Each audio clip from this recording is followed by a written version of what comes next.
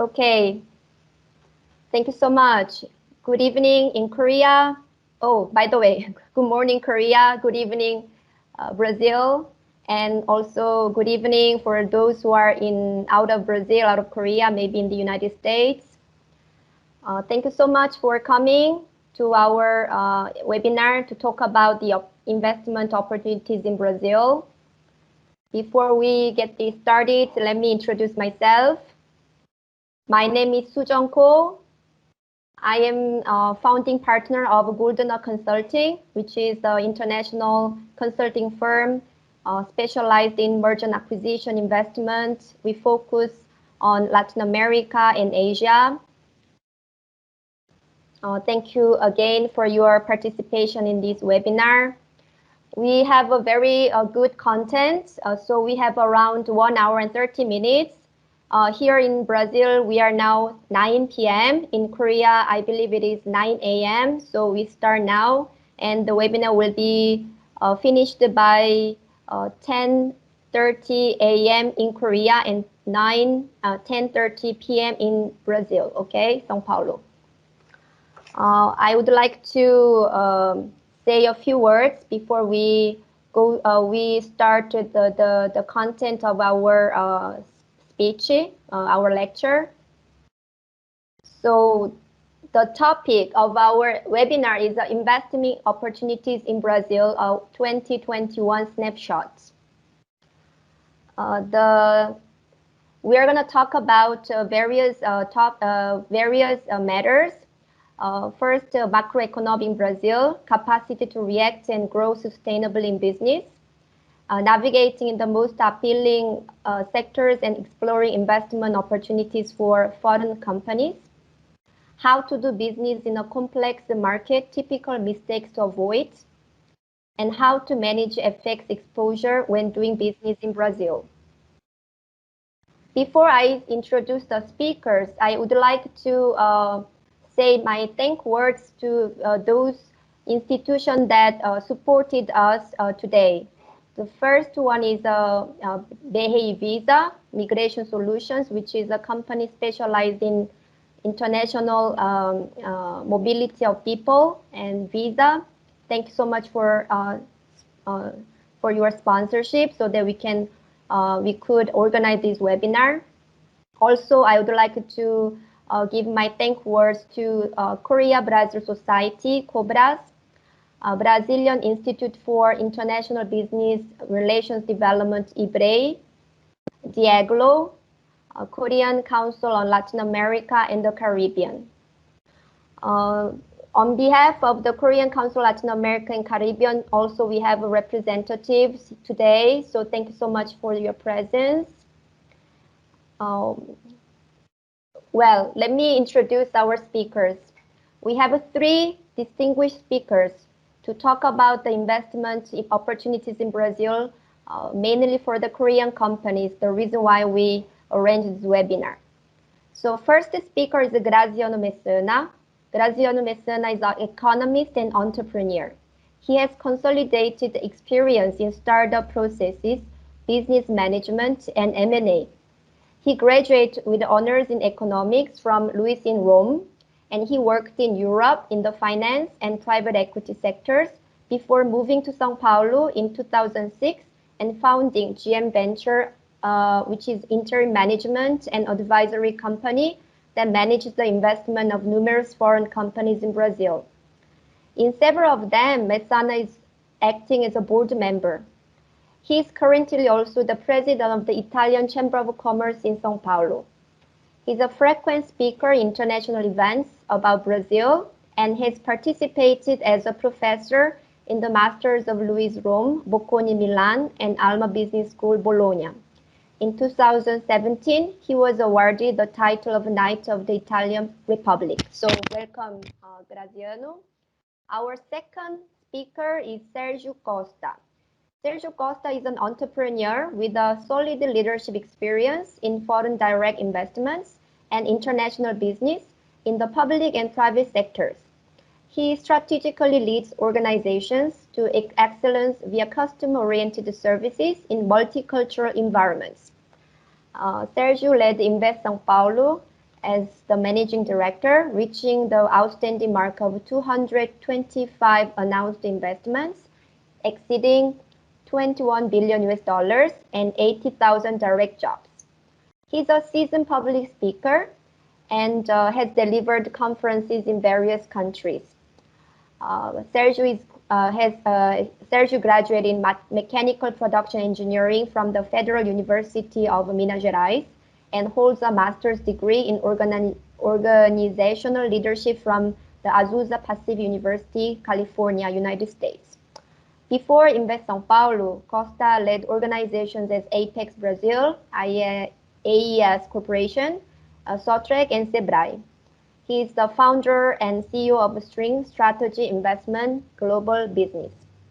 Finally, the third and last speaker is Ashley. Ashley has expertise across all aspects of a cross-border transaction, having spent over 15 years in a wide variety of FX industry roles in both Europe and North America. He saw a need within his extensive global investor network to simplify the way cross-border transactions were handled. Prior to founding Diagolo, Ashley was a director for 10 years at AFEX, one of the largest providers of foreign exchange payments in the world. There, he was responsible for the acquisition, management, and maintenance of corporate, institutional, and high net worth clients. Ashley created and led the institutional sales team at AFEX, and whilst under his watch, the team doubled revenues annually, developing a network and expertise across a variety of industries and investment strategies. So we have three distinguished speakers that prepared very good content on investment opportunities in Brazil. Before I give the words to the speakers, I would like to know if Mr. Timothy Lee, head of the Startup Accelerator of Korea for Latin America, is available to introduce himself. Timothy Lee, are you available? Yes, I'm here. I'm having a little bit of a technical difficulty, but I'm happy to join you guys today. To see you guys in Brazil, all the way on the other side of the globe. A Korean Council on Latin America and the Caribbean. We are an organization under the Ministry of Foreign Affairs. Normally, we would conduct a couple of business forums outside of Korea, jointly with CABE, IDB, and sometimes with CAF. We do a lot of work related to exporting Korean model of smart city, but obviously there are many more industries than just industries related to smart city. So currently, I'm in charge of the Startup Accelerator Center, but I also work with small, medium-sized, and also with large cap companies. Right now at the moment, mobility seems to be very hot. So that is one area we're trying to focus on, electric mobility.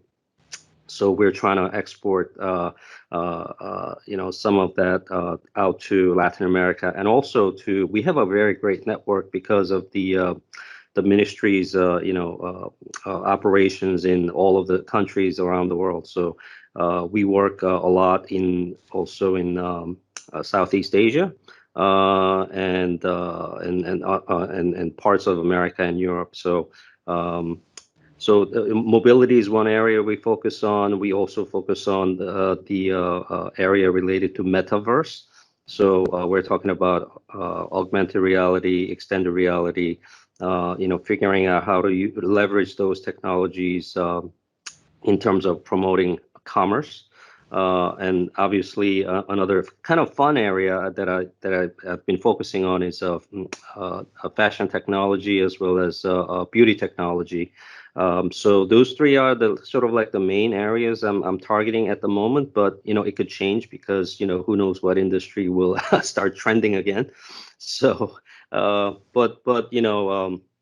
overall, just focusing on a lot of the industries that can go outside of Korea to the world, but also trying to figure out what industries in the foreign countries, especially Latin America, that can come into Korea and form joint partnerships with startups, with small medium enterprises, or conglomerates. So I'm here. I'm also a senior consultant at Delight Law Firm, which specializes in obviously corporate law, joint venture, startups, so on and so forth. So I'm here.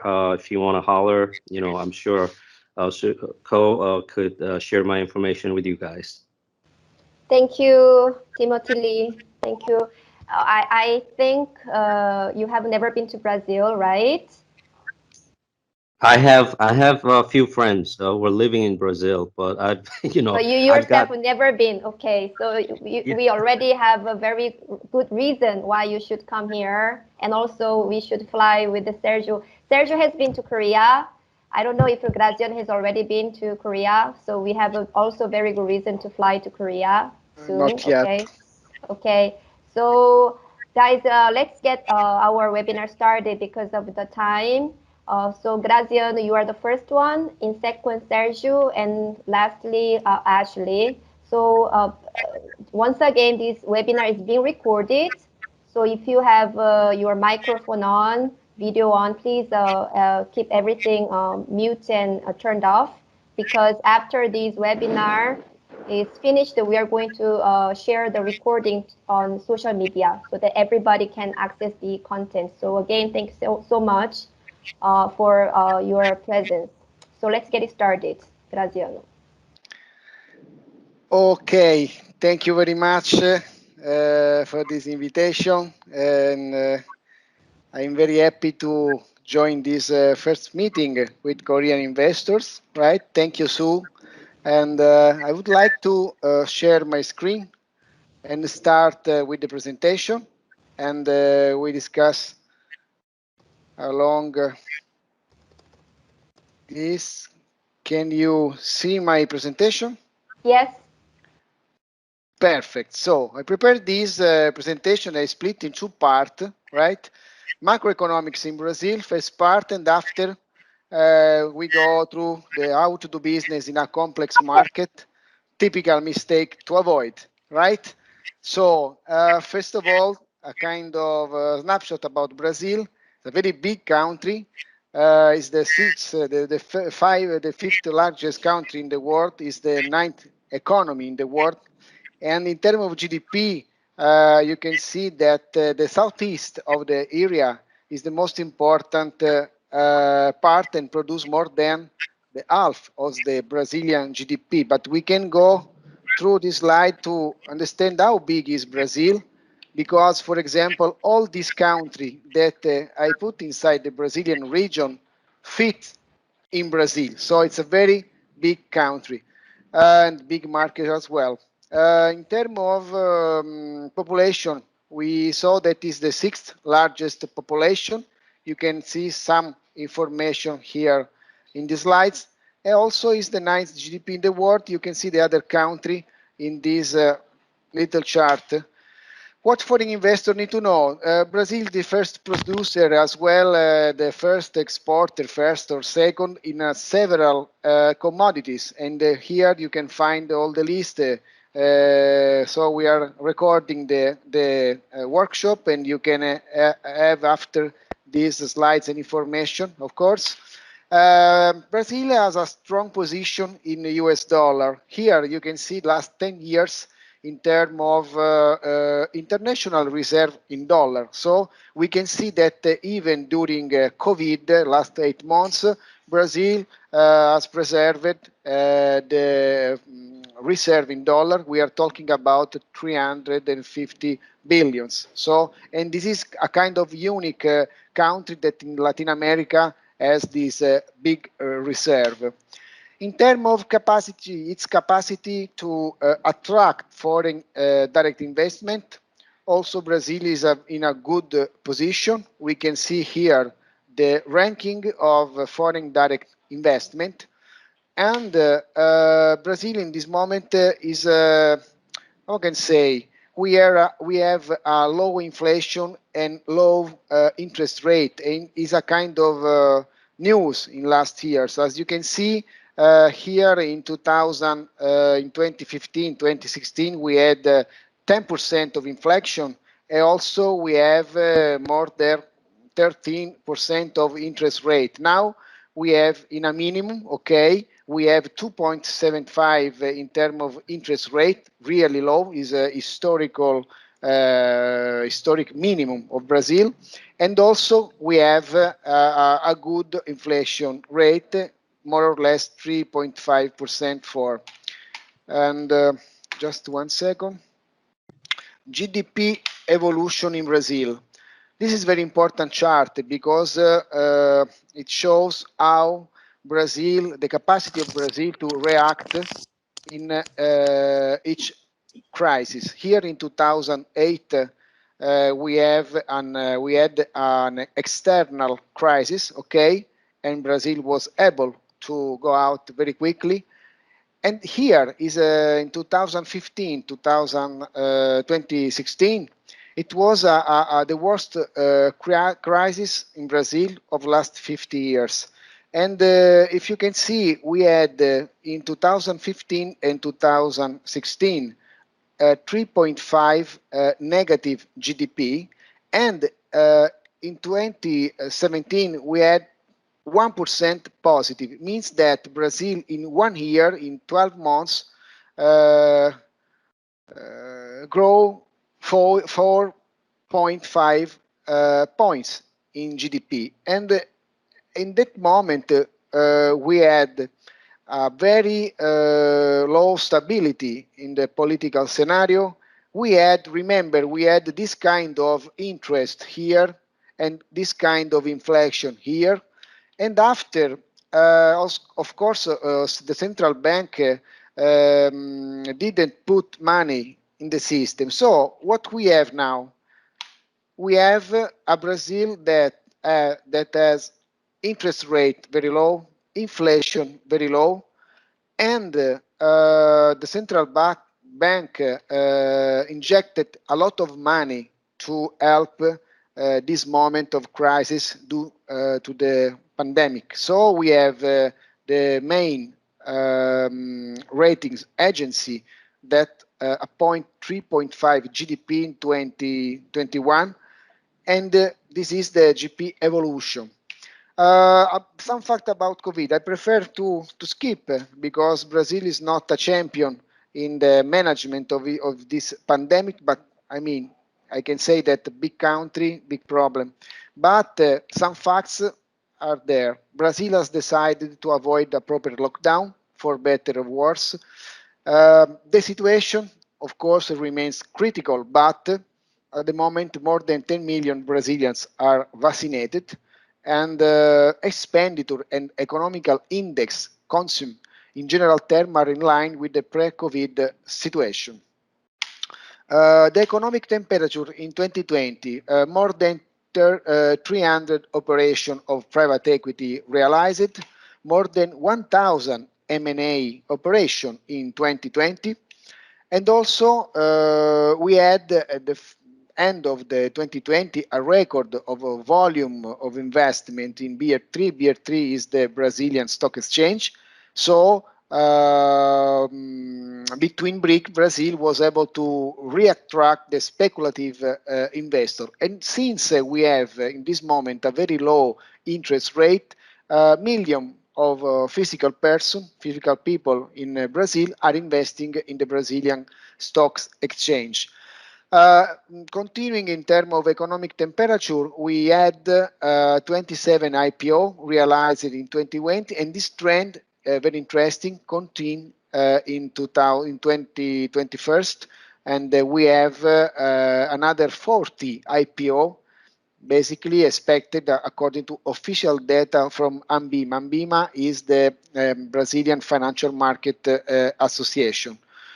So, some Korean investment in Brazil. I put it here, some big company, okay? But the most important point, what is the opportunity? The opportunity is for the small and medium Korean enterprise that can follow big company and become provider and enter in Brazil, because it's a huge opportunity, of course. Another couple of curiosity, Korean unicorn. We can see here, which is a unicorn, a startup in technology that with a turnaround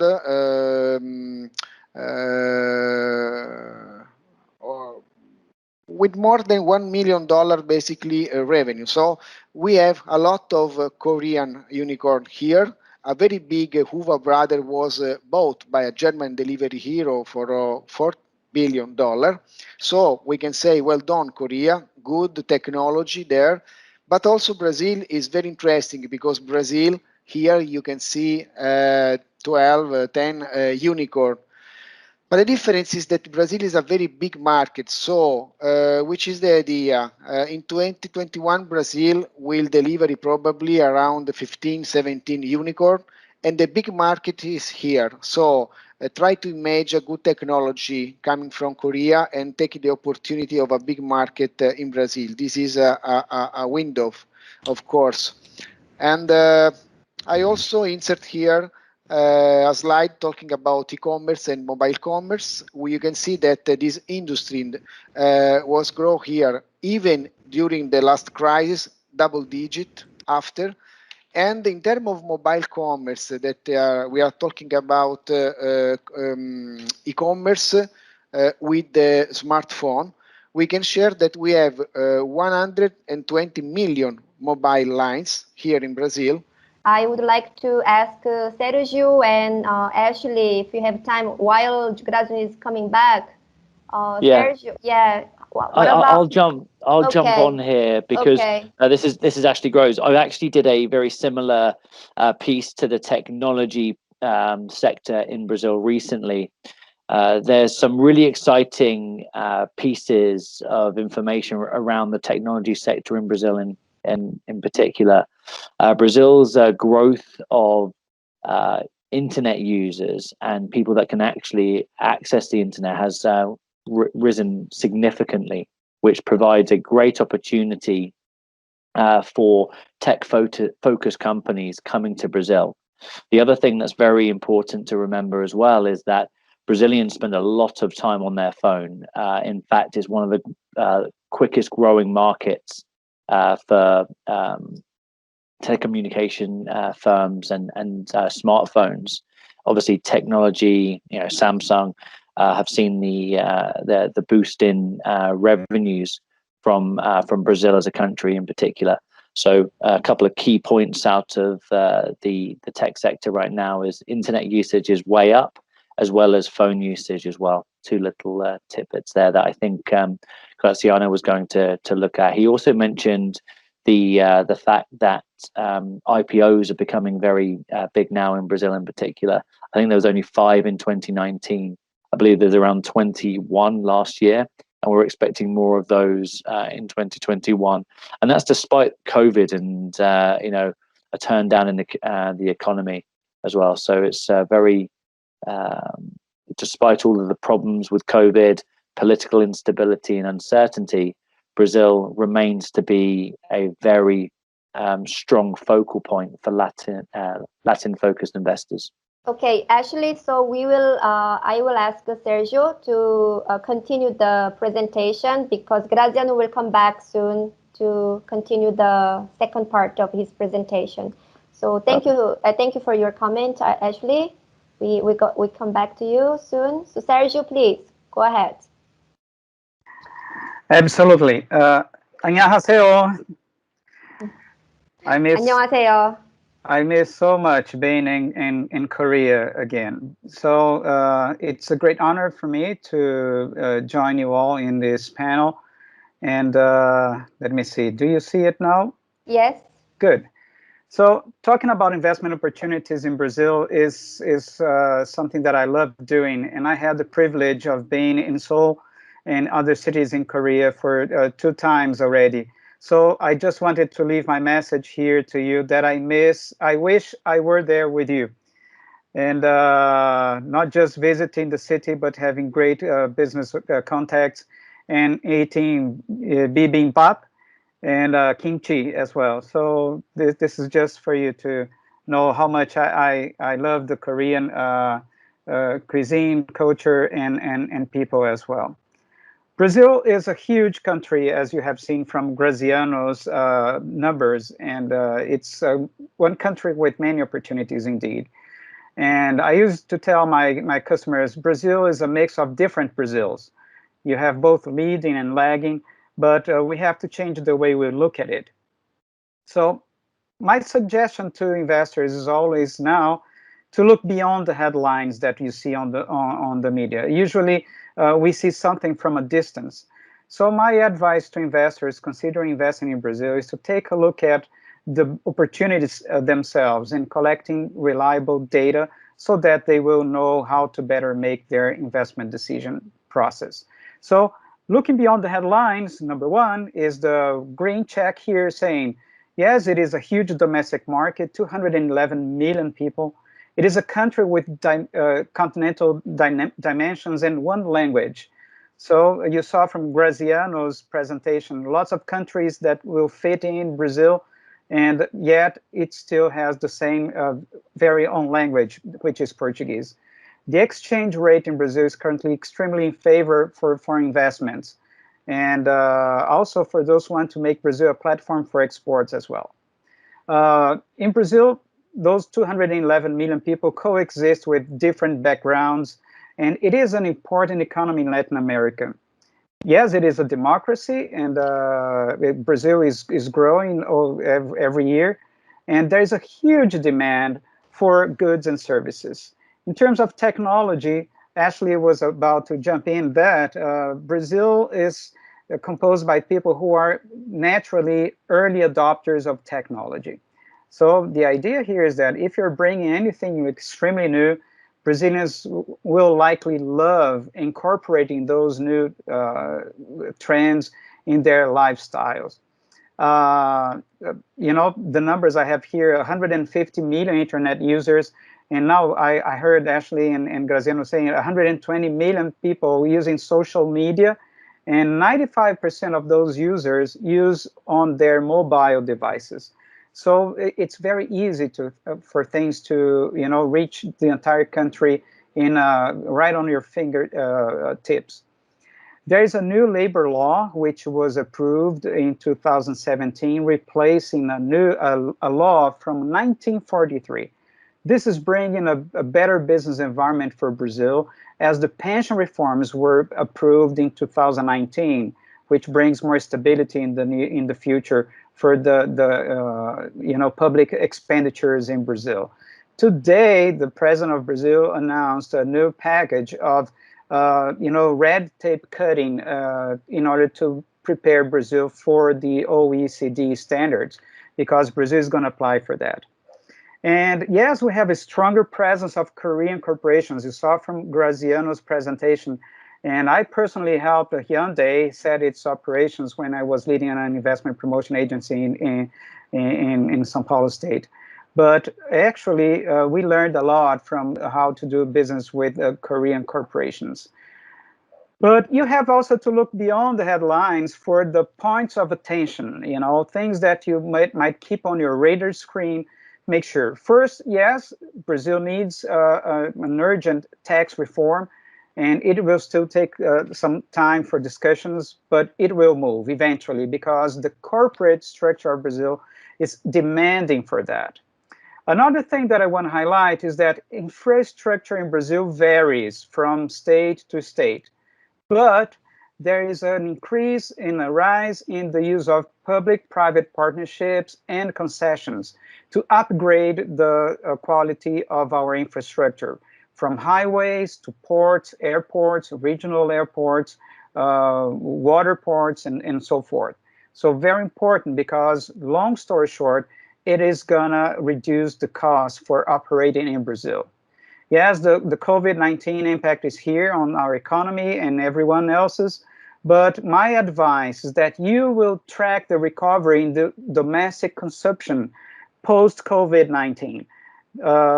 Brazil is a huge market, and once it responds quickly, and it might be too late for you to decide to set an operation in Brazil because your competitors probably will already be there. So In terms of Brazil reinventing itself, I see that the application of Brazil, the willingness to applicate for the OECD, is gonna require lots of the changes we need to see. So today I could see a concrete movement towards that direction. OECD will require from Brazil other standards. Brazil will have to comply with it. So this is good. Elections, in any country, elections always bring some kind of turmoil, so likewise in Brazil. So keep your eyes on elections at all levels, municipal, state, and federal. And yes, while you look at those things, take a look at what your competitors, which are already here, they are doing already in Brazil. But once we talk about Brazil, we saw it's a huge country. Many countries fit in Brazil. So where exactly in Brazil should a Korean company or any other international company set its operations? When we take a look at the population distribution per region, we see that when Graziano said Brazil, the southeastern region responds for more than 20% of the Brazilian GDP, but we have 42% of the Brazilian population here in the southeastern region of Brazil. But your strategy will depend, or the place where you're going to locate your business will depend strongly on what your business strategy is. Besides that, it will depend on what your business offers, what type of product or what type of service your company offers. It will also depend on what your company needs in terms of supply chain, in terms of logistics, in terms of qualified workforce, in terms of any natural resource that you have to have access to. It will depend a lot, and it will influence. But I dare to tell you that Brazil can offer you anything you need. But the challenge here is to know exactly where. And that's why we are working together here to provide it to you. And finally, last but not least, where your market is. It's very important because it will affect your decision-making process on location for a business. So my challenge today is to tell everyone, let's take a look at Brazil from another perspective. If the industries are still concentrated in the southeastern region of Brazil with highly concentrated industries, for example, the first green one, the first blue bar here, food products, 31% is located in the southeastern region, but you can supply from any other part of Brazil. Chemicals, 46.8, rubber, plastics, electrical machines. You can see all possibilities for you here. If you already see under those bars the name of an industry that you are operating in, so it's likely that you might look at the southeastern region. Cosmetics, for example, a huge presence in the southeastern region of Brazil, and pharmaceutical products, aerospace and defense as well. Embraer is based in the state of São Paulo, has a R&D center in Minas Gerais state. So this is something for you to consider. So I have put on purpose those 3 dots here to ask you to start looking at Brazil from a different perspective. It's time to broaden our view on Brazil. I personally started working with a state up north Brazil, with borders to Peru and Bolivia. And long story short, I was surprised when I saw that state, which has self-sufficiency in energy, able to supply energy to 100 million inhabitants all at once, with tax and location incentives, abundant in water, with offering us a route to the Pacific. Brazil is always looking at the Atlantic Ocean, but when we look at here, we can see a route to the Pacific, which is very strategic for the Korean businesses. A state which is rich in manganese, tin, copper, gold, niobium, tungsten, iron, granite, largest producer of beef, dairy, and fish, both cultivated and native fish. Delicious fish, by the way. Rice, corn, soybean, coffee. I never thought as a Brazilian that we could find coffee in Rondônia state. And they export it. They export cocoa for the chocolate makers as well. And not just for the domestic market, but also for the international markets. And a state which is focusing on sustainability. When you look at one of those other, we have 26 states. certainly one of those states will fit your requirements. But when you consider investing in any state in Brazil, I would look for states which offer you this kind of geo-referenced technology to support investments. They have mapped all the infrastructure, the mineral resources available, where exactly they are located, you know, agriculture, forestry, and natural reserves. This is the kind of information that I tell investors, look for those kind of informations. And you have the link there where you can get access to that. But again, it's more to bring a professional decision support to investors, because, you know, you might have had another experience in Brazil, but Brazil is professionalizing itself in supporting the foreign direct investments.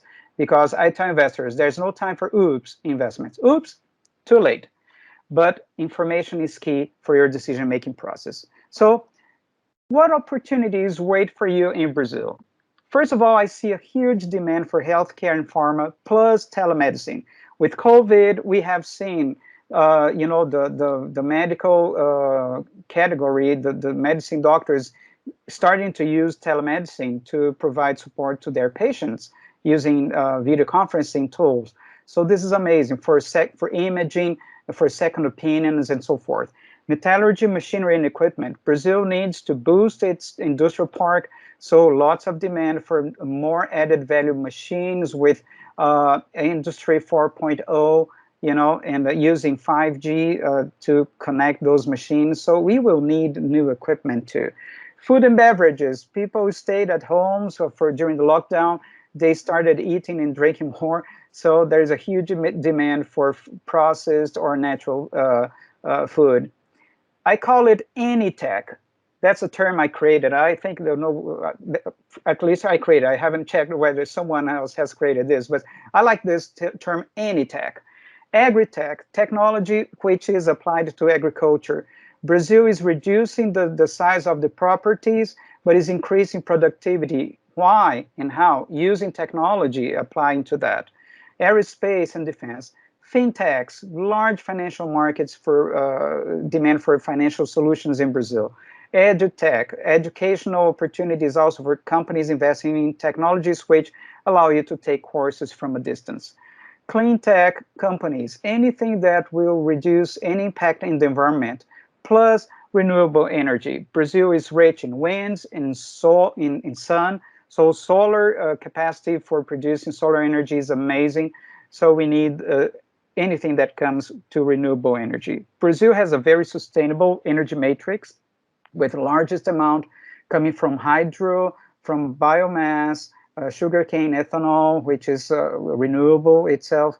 So very important if you are in that area. Media and digital services.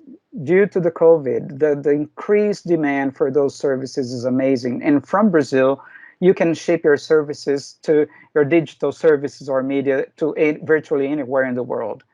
IT infrastructure, which boosts and supports that kind of media and digital services, is very important. And any IT-related services, there has been an increase in the infrastructure offering in cloud computing. So major data centers have established themselves in Brazil to support that growth and the market. Hospitality, although tourism is down in virtually anywhere in the world, I see hospitality as another demand which might take a closer attention on your side. Investors should take a look at that, because many assets are cheaper now in Brazil, and they might buy it and upgrade it and help it expand to other regions of Brazil. Startups.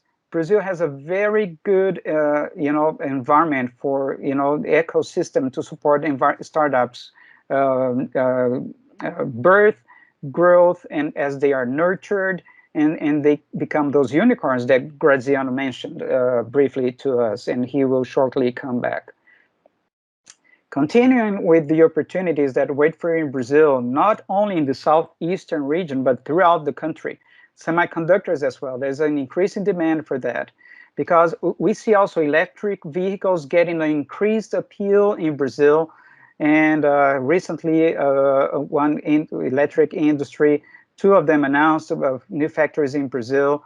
So, but not just manufacturing the vehicles themselves, but batteries and components. We have lithium reserves in Brazil, which might, tell you, why not go to Brazil and produce batteries for electric vehicles, any kind of vehicles. I'm talking here about trucks, about buses and cars and scooters, anything that goes electrical, because as we had an early speaker today saying that mobility is key. Agriculture, farming is very important, and but not just farming for corn, rice, or soybeans, or coffee, fruits, but much more than that. I would include forestry with sustainable management of planted forests. When you add to that carbon credits market, increasing demand for that in Brazil, and everything towards sustainability. We need to work always thinking about sustainability of the environment and the economy itself and the business itself. Mining, very important mining options for all sorts of minerals throughout Brazil. Financial services, I talked about the fintechs, but financial services as a whole, including insurance and banking. We have major banks in Brazil, but the market is open for smaller banks to come in and enter that market. In terms of infrastructure, I highlighted that during the points of attention, but public-private partnerships and concessions are booming, so there's huge demand for new infrastructure going on in Brazil. Logistics plus mobility in smart cities. I think those three walk together. Logistics, bringing products and people from one place to another, and mobility, going from point A to point B in a very wise way, and smart cities that have a living brain, thinking and connecting everything and making things more sustainable, better for citizens, and a better experience for the users of the city, if I could call it like that. And my major dot here today is mergers and acquisitions. The favorable exchange rate is making Brazilian assets extremely cheap, but be careful. It's not because it's cheap that you should buy anything. It's you should add more criteria to see what you're gonna get and where what you're getting will take you in your strategy for Brazil. And one final, coming to my final comments here, calibrate the pace of your business with the industry's behavior post-COVID. This is an estimate that Bain Company issued in 2020, saying that, for example, distance learning will continue with a high demand for the long term, while food and beverages is stable in the long term. So although here I have seen an increase in that, home appliances, for example, there's a moderate recovery and slow recovery, for example, in workout facilities and gyms. Those are totally closed here because of the lockdown. And again, so if this is your business, take care, but take a look at other opportunities that you might have as well.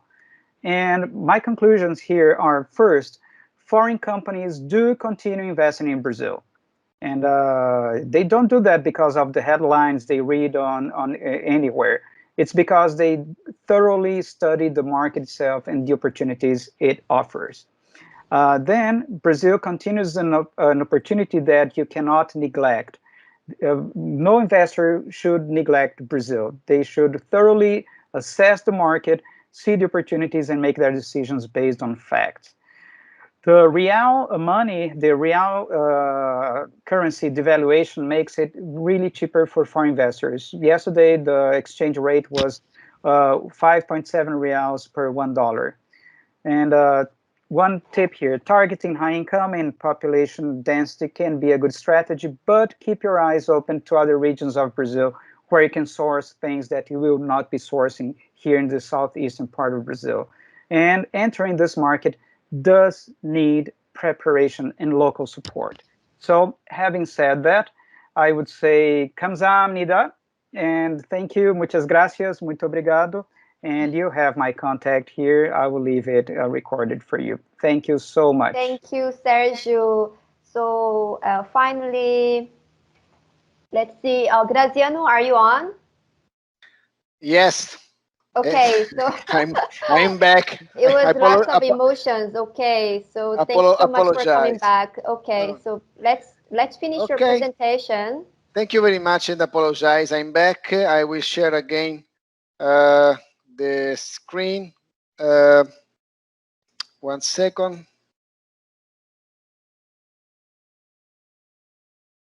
Can you see the screen? Yes. Thank you. So I will start with the second part. I hope to finish as well this second part, but how to do business in a complex market and typical mistake to avoid. Who we are, basically, we are an advisory company here, and we assisted more than 50 companies in Brazil. So we are talking about something that we do in day by day. So when you invest in Brazil, when you look Brazil, you need to manage all these parts. I mean, this is very important, planning, the labor liability, the transfer prices, the logistic planning, because Brazil is very big, and we will have a look shortly in these topics. So what is important, basically, sales. We saw that Brazil is very big, and we can sell a lot in Brazil, but you need to manage also your cost in order to have a good gross margin.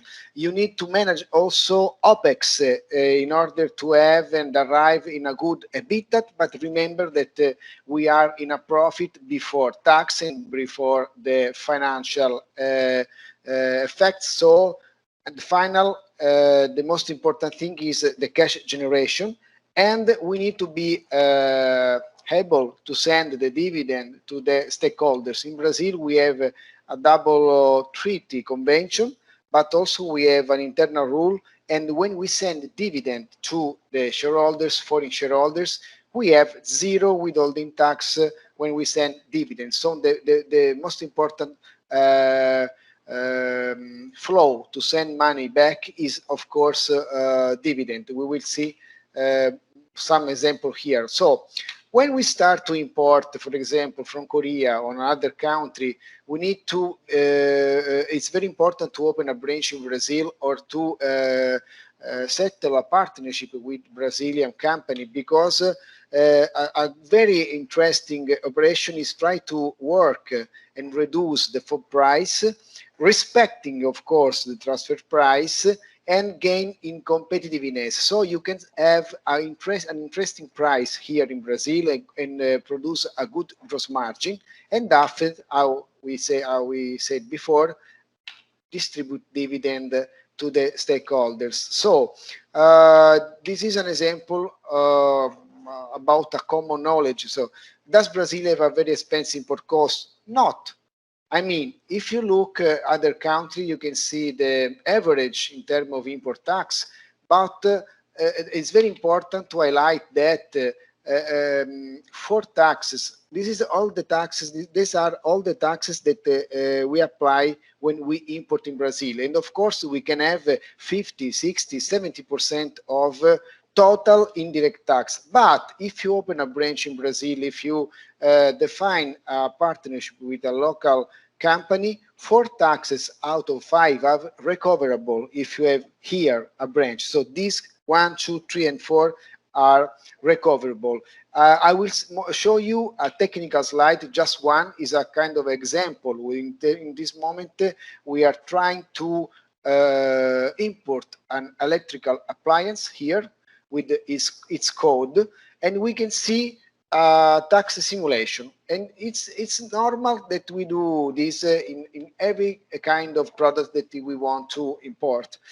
So we start from the FOB price is 15 euro. We add more or less the cost of shipping and insurance, okay, and we arrive in a CIF price. Why this value is important? Because it's the starting point to apply all the tax. So first of all, we apply the import tax. The duty is 10, but in Brazil, taxes are calculated on the new basis, unfortunately. So after that we calculate the import tax, we arrive at 63 around euro, and after we will apply another tax is IPE, mean tax on industrial products.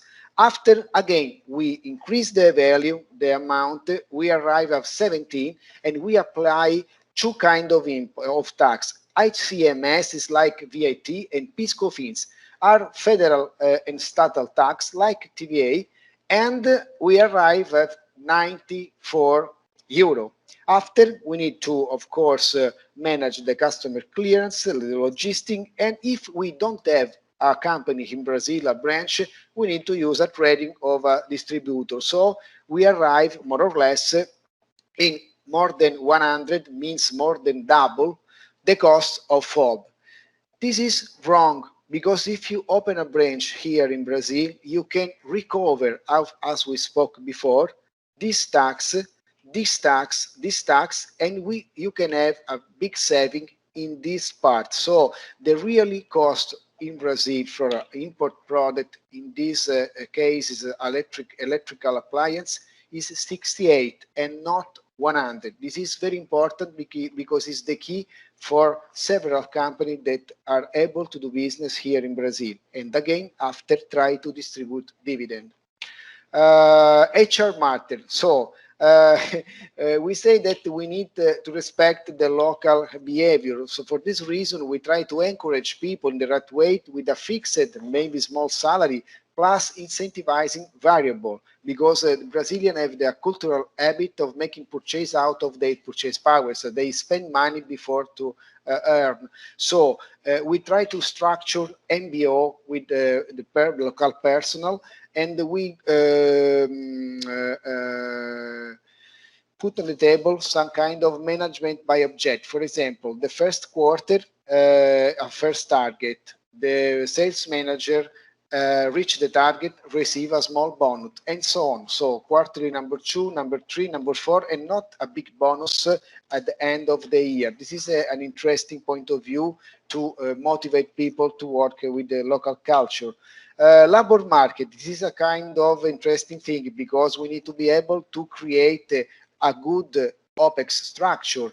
Brazil is famous for being the only 5-time football champion in the world, but unfortunately is also the world champion in labor lawsuit, even if after November 2017 the number of labor lawsuits fell by half. So take care when you try to avoid to hire people in Brazil and hire consultant, because you need to manage in a proper way your OPEX cost, because otherwise the liability can appear after. Another problem, we have a big problem in unlicensed software. So here in Brazil, we have a big problem and a big penalty also on this. But the most important part and tricky is the tax system. This is the ministry, Paulo Guedes is the Minister of Economy, telling that Brazil is a manicomio, which does mean manicomio is a madhouse, means that is very and really complicated management the tax system in Brazil. We can share these slides for you. This is a study coming from the World Bank, and it shows the world average in terms of time to spend to file taxes. The world average is 233 hours per year.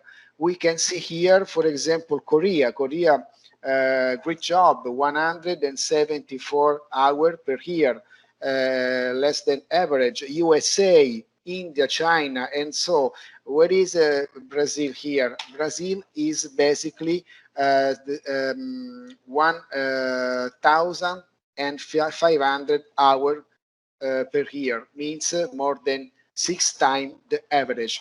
And then again, talking about tax system, we can I try to summarize here the two systems in Brazil. You can choose the real profit system and the presumed profit system.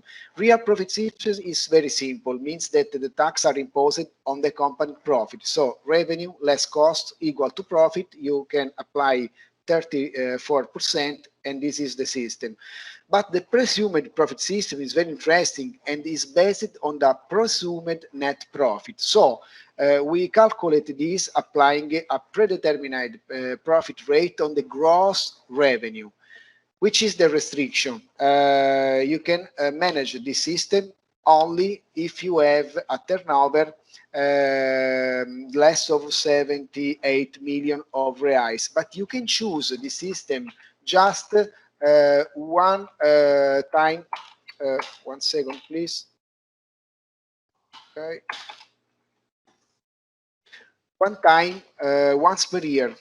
So try to imagine a startup company that invest in Brazil, open the foreign investor open a branch and basically invest. Probably the first year he will lose money, but if they choose the presumed profit system, they will pay tax on gross revenue anyways. So it's very important to choose the tax system at the beginning, and you can change only one time per year. So during the year you need to keep what you choose. Currency hedging, as it's crucial to protect the transaction from a fluctuation of exchange rate, but we have here an expert after that can update us about this, Ashley. And just to have a quick recap, what we saw before: big market in Brazil, big opportunity. After that we sell, we need to manage properly the gross margin. So if we import or if we produce here, we need to take care this part. After, we need to be able to manage G&A cost and OPEX cost, manage the import tax, manage the indirect tax in the system, cover the edge, basically the fluctuation, and try to produce a cash generation and distribute to the stakeholders. This is a good way to work.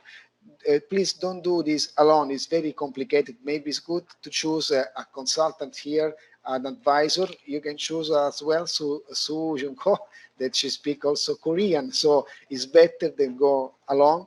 And again, this is the most important flow to give back the money to investors.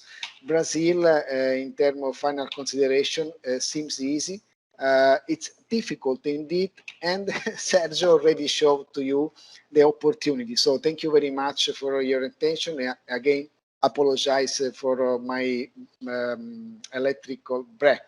Thank you, Sue. Thank you, Graziano. Thank you so much.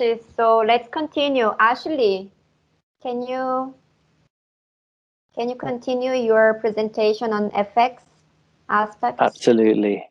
Bear with.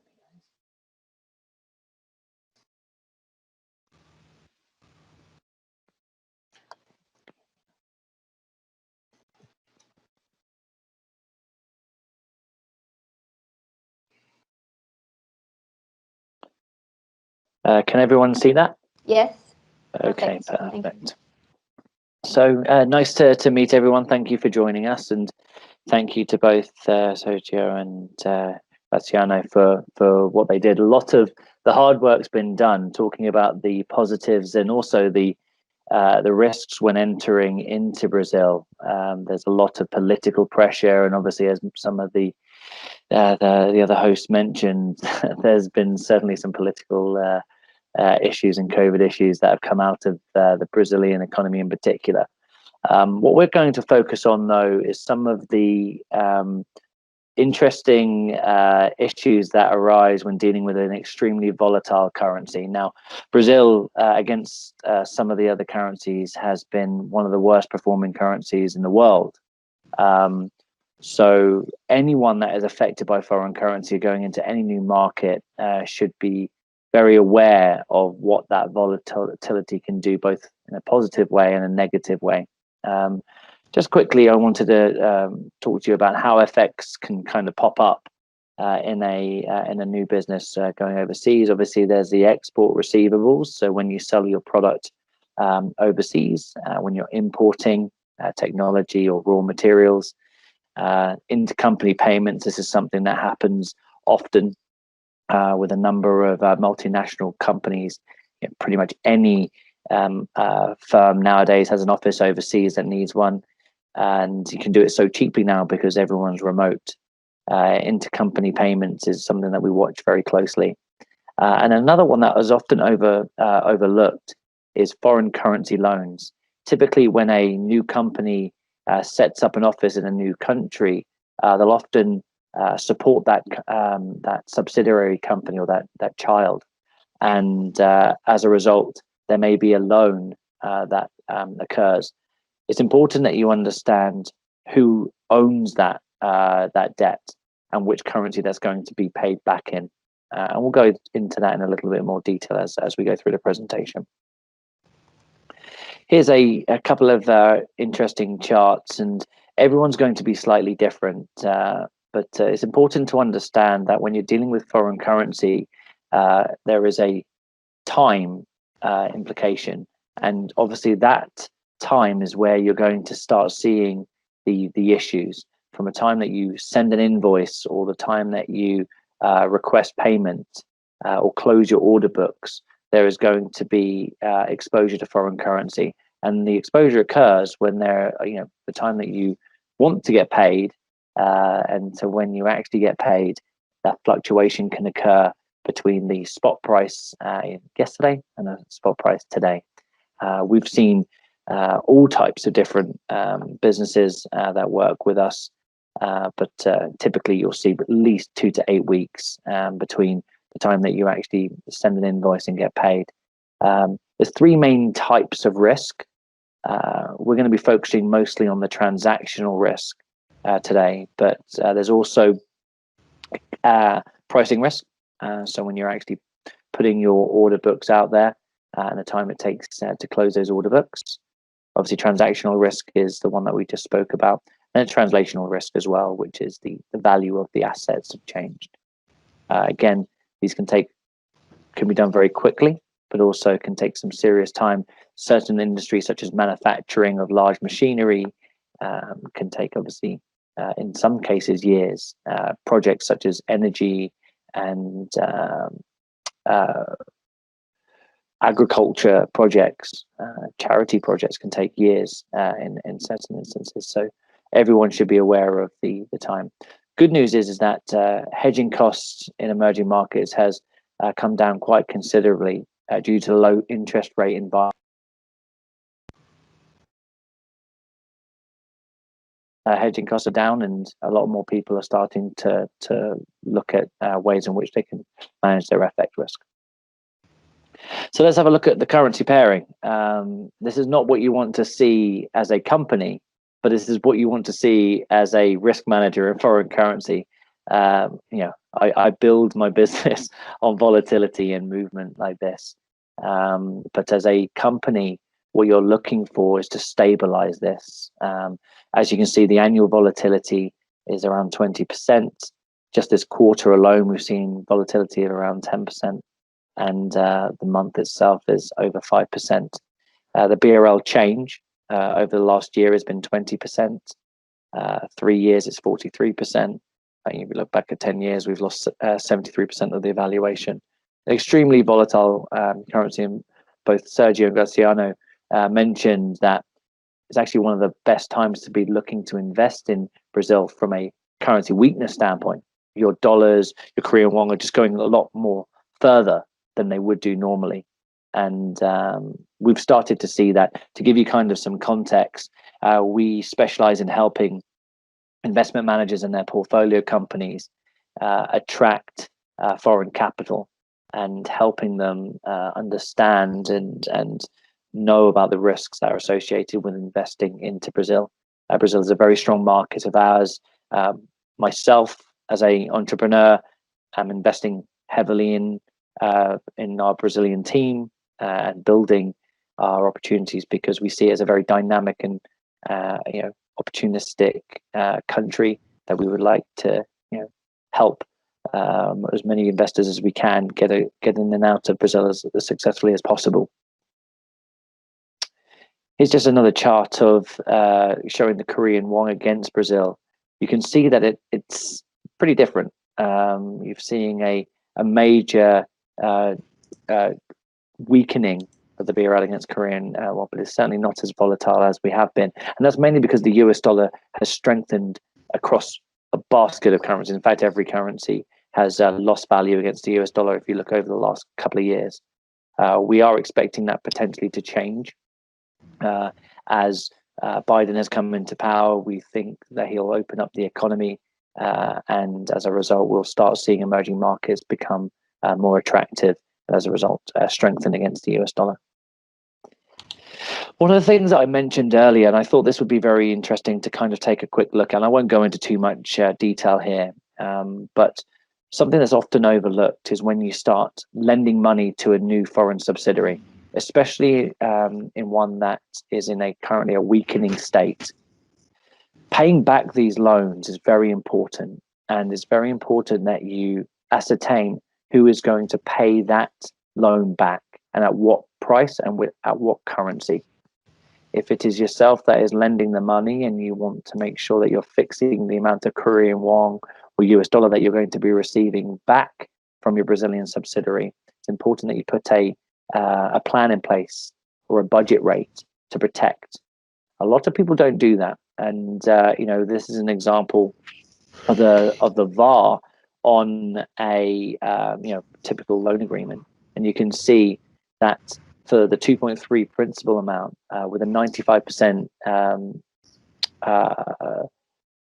confidence level on VAR, the maximum you could lose is 1.4 million against a 2.3 amount. This is a huge amount of money. This is using a volatility of 17.5%. 5 years to hedge a 5-year exposure in Brazil is expensive.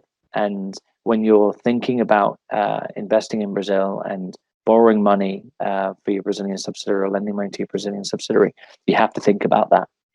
We're going to go into a couple of ideas around how you can maximize your hedge effectiveness whilst reducing the annual costs for a long period of time, something that we've done a lot for private equity firms and credit firms as well. Two basic types of derivatives that are used in Brazil. There's a couple of others.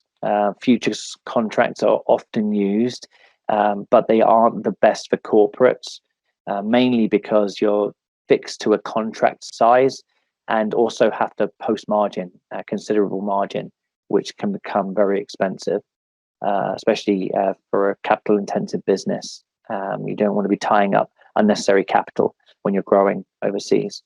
We've decided to take a look at forward and options here. These are two products that we use mostly for our Brazilian focused investors and clients. A forward is not a traditional forward that you would be using for a major contract. It is actually a non-deliverable forward, which means between two parties will agree to buy or sell an agreed amount on a specific due date and a defined forward rate. So they'll take into consideration the spot price that you lock in at, but also the interest rate differential between those two currencies. Now, the Brazilian Selic rate has dropped considerably compared to what it was a couple of years ago, but it still is quite a bit higher than what the US interest rates are. And it looks like it is set to increase at a quicker rate than what the US will be increasing at. And it's that interest rate differential that you'll need to be wary of, because that will affect the hedging costs on an ongoing basis. Another product that we use, and it is becoming a little bit more used in Brazil, are option products. For those that haven't used them in the past, they can be pretty daunting. Not every bank will offer them. They also offer the opportunity for banks to be a little bit less transparent about the pricing and then become extremely expensive. They also require some previous trading knowledge around options and can get quite complicated for finance managers who haven't used an option in the past. But to kind of give you the definition here, an option on a contract is a right but not the obligation to buy or sell a particular product at a specific price on or before a certain expiration date. Typically, options price very similar to forwards. However, volatility in time become a premium, and it can become extremely expensive to use options in volatile times, such as the ones that we're seeing now. So we've talked about two basic derivative types, but there's a multitude of ways to use them. There's different strategies that you can create out of a blend of these products. We typically use static hedging. A lot of people would use static hedging for import and export. Rolling hedging is usually used for those that have a notional amount that they wish to push out on an ongoing basis. This is something that's very common for investment managers who have a foreign share class, who have investors, for example, that are wanting a local currency rate of return. Layered hedging, which is typically used by corporates that use a rolling cash flow forecast, something that we believe is a very I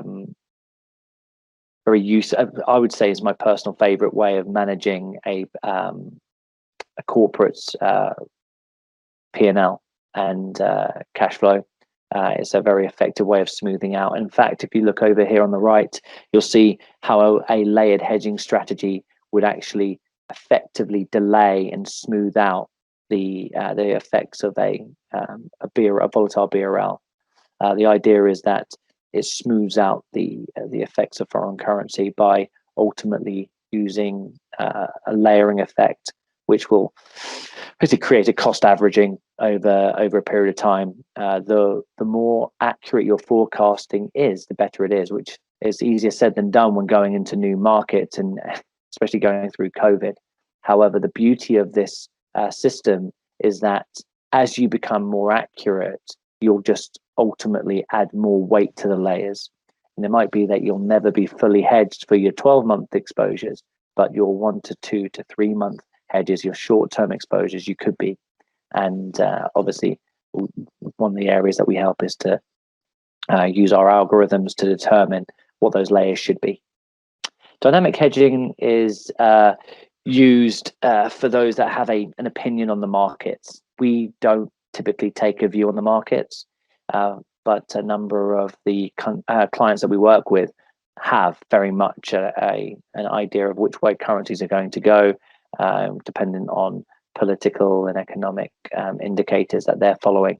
So for that, we suggest, again, drawing a line in the sand and choosing a budget or a project rate that you should be looking to protect, and just making sure that you do all you can to protect that rate. And that might be using standing orders, options, another host of other products, or just simply ready, fire, aim approach to managing foreign currency.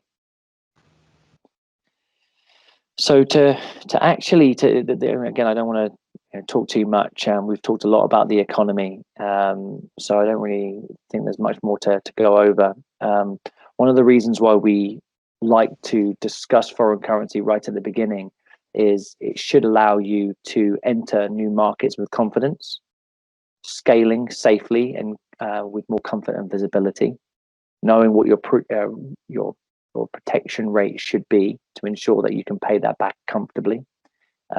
It stabilizes a company's operating costs, but it also stabilizes a company's sales revenue as well. That's it from me. Okay, Ashley, thank you so much for your presentation. So now we have about 10 minutes. We are going to finish the webinar by 10:30 a.m. Seoul time. So we have about 12 minutes to be exact. So let me represent our audience from Korea and address common questions that we get from the Korean companies. They might be, you must have answered these questions quite often, but so let me ask the first question. Is it necessary to have the local presence? I'm not saying that we need to establish a subsidiary.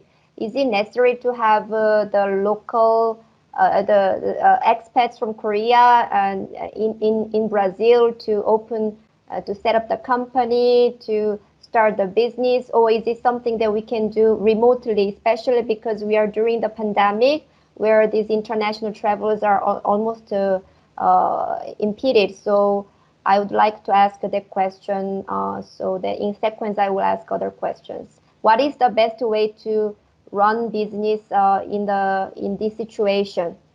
Can we do it remotely? I think Graziano, maybe you can answer the question. Of course. Thank you, Sue. That is common that foreign investors are looking in this moment to invest in Brazil. Can you hear me? Yes, Hello? we can hear you. Okay. Yes. Okay. No, sorry, because again, it's a big storm. We have a big storm here. And basically, it's not necessary the presence of foreign investors here. Of course, foreign company need to issue a power of attorney to a physical person resident in Brazil. And they need to prepare a kind of documentation abroad, means the bylaw of the foreign company, the passport, some document, not 4 or 5 documents, okay? And after legalization, they can send in Brazil, and a Brazilian resident person could set up the company on behalf of foreign investor. So it's not necessary the presence here. And normally also to open the bank account, who will sign the document for the opening of account is the legal representative. And again, we need a person resident in Brazil to manage this. So it's not possible that a Korean resident in Korea is appointed a local director here. He can participate in, for example, in a board of the company. If you allow me to jump in, Yes. Just Graziano goes much more in detail to that, but I think that establishing or thinking well which strategy you're going to use to enter the Brazilian market is also extremely important, because depending on the strategy you want to use, for example, some companies might test their product or their service to see whether there is a response from the market which justifies their entering the market. So even before establishing a subsidiary or having a local presence, sometimes they do that through a local distributor in order to test it. But that's my suggestion. And I'd just like to add something as well from a British person in America who has a lot of Brazilian clients. I would say that it's just one of the friendliest places to do business. Everyone that I speak to in Brazil is willing to learn, and they want to be educated. They're hungry for knowledge and good quality people to help them bring their emerging market to a fully evolved market. And it doesn't feel like you're working with an emerging market. Sao Paulo is just ripe with talent and very, very smart people. I'm very lucky. I said I'm learning Portuguese very slowly, but everyone speaks English in almost perfect English. I've not found a problem with doing business at all in English. I have been hiring Portuguese speakers and investing myself in Brazil, and I look at it as a key market for me. The volatility in the market is obviously valuable to me, but the people that I'm working with have shown a real aptitude for taking on this FX risk and learning from it, which has been great. The other thing I thought which would be very interesting for some of our listeners is that 90% of Koreans in Brazil live in Sao Paulo, and there's 2,500, maybe 3,000 new businesses that are set up there, small to medium-sized businesses. You have a ready-made market in Sao Paulo, and the talent there, as I said, is just, it's one of the fintech, it is the fintech hub of Latin America, and I think you've got a really strong market there, ready-made to go. Okay, great. Sergio, let me address another question. There are many good Brazilian companies with experience and solid structure that are very open to partner with the foreign investors. Okay, so maybe instead of doing only um, investment from zero for the foreign companies come to Brazil and start from zero, it is also interesting to partner with the local companies. But sometimes because of the cultural differences and because of the differences in the because of the difference in the philosophy of each company, it might be difficult to combine those two corporations. But what is your view on that possibility of the joint venture, partnering forces between the Brazilian company and Korean company doing business in Brazil?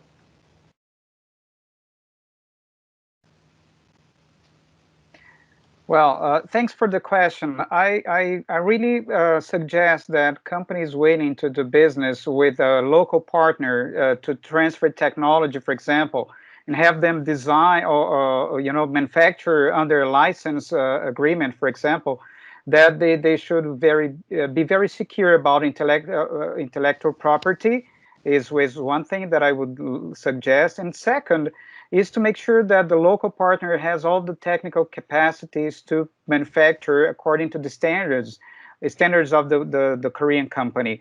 Many companies enter Brazil that way, and I think that's perfectly feasible. And I would suggest that you look for some kind of referrals about the capacity of the local company to meet those international standards. Many companies in Brazil, they comply with the CE certificate from the European Union, FDA from the United States, for example, and other international standards. That would be a very good starting point in my view. Thank you so much. Yes, we have about 4 minutes. I think Graziano is having difficulty. I will let you guys give the final words to the Korean companies. Let's encourage them to come to Brazil, because more and more, the more Korean companies learn about Brazil, I think the Brazilian companies will also go to Korea and enter the Asian market through Korea. So I think that exchange of knowledge is really important, okay?